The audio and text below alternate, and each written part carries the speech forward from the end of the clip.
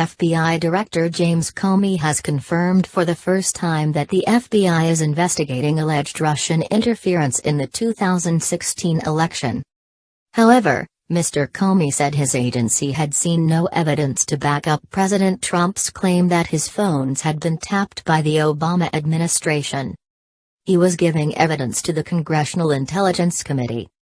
The Trump administration said nothing had changed and there was no evidence of Trump-Russia collusion. Russia has always denied attempting to influence the U.S. presidential election. The FBI investigation would examine possible links between individuals in the Trump campaign and the Russian government and whether there was coordination between the Trump campaign and Russia, Mr. Comey said. The FBI would also assess whether crimes were committed, he said. Mr. Comey said the investigation was very complex and he could not give a timetable for its completion. "We will follow the facts wherever they lead," he said. But White House Press Secretary Sean Spicer suggested the administration was not concerned, saying, "You can continue to look for something, but continuing to look for something that doesn't exist doesn't matter." National Security Agency, NSA, Chief Admiral Mike Rogers also appeared before the committee. He said the NSA stood by an intelligence community report published in January, which said that Russian President Vladimir Putin had ordered a campaign to harm the campaign of Mr. Trump's rival, Hillary Clinton. No wiretap on Trump Tower. Mr. Comey said he had no information on unsubstantiated claims tweeted by Mr. Trump this month that former President Barack Obama had ordered a wiretap on Trump Tower. This was despite looking carefully for such evidence, he said. The Department of Justice also had no information, he said. What FBI Director James Comey didn't say during intelligence hearings today on possible Russian meddling in the 2016 U.S. election was as important as what he did say. Former Trump campaign manager Paul Manafort, who had ties to pro-Russian Ukrainian politicians. No comment. Longtime Trump advisor Roger Stone, who reportedly had communications with individuals who hacked the Democratic National Committee emails. No comment. Former National Security Advisor Michael Flynn, who was forced to resign after leaked evidence surfaced that he had communicated with a Russian ambassador about U.S. sanctions. No comment. "I don't want to answer any questions about a U.S. person," Mr. Comey said. All of this is evidence that the investigation isn't just ongoing, it's substantive and far-reaching. While Democrats will likely be encouraged by this, it was telling that Republicans pursued the White House line, that the topic of greatest concern was the intelligence leaks that put this story in the headlines.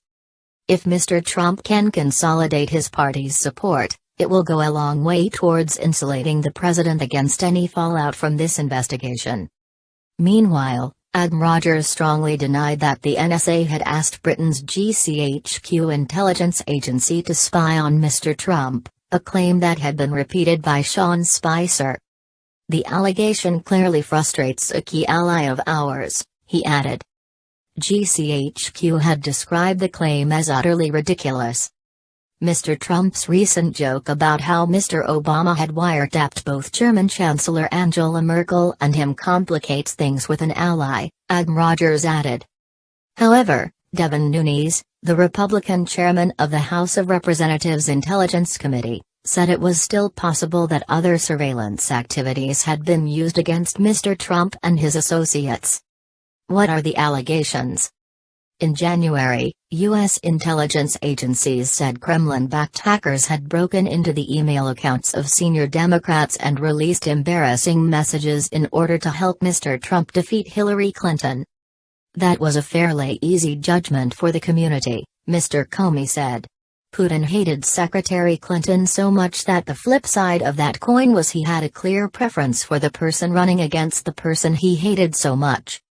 However, late last summer the Russians concluded that Mr. Trump had no chance of winning, based on polls at the time, and so focused on undermining Mrs. Clinton, Mr. Comey said. Both intelligence chiefs said that Russia had made its intervention in last year's election campaign unusually obvious, perhaps to further its aim of undermining U.S. democracy. Mr. Comey said Russia had succeeded in this goal, by sowing chaos, division and discord. Mr. Trump has since faced allegations that his campaign team had links to Russian officials. Former Director of National Intelligence James Clapper has said he saw no evidence of any collusion, up until the time he left his post in January. Which campaign members have been accused of deception? Two senior officials in the Trump administration have been caught up in the allegations, former National Security Advisor Michael Flynn, and Attorney General Jeff Sessions. Mr. Flynn was fired last month after he misled the White House about his conversations with the Russian ambassador before he was appointed National Security Advisor. He allegedly discussed U.S. sanctions with Ambassador Sergei Kislyak. It is illegal for private citizens to conduct U.S. diplomacy. Meanwhile, Mr. Sessions was accused by Democrats of lying under oath during his confirmation hearing in January. He said he had no communications with the Russians, but it later emerged that he had met Mr. Kislyak during the campaign.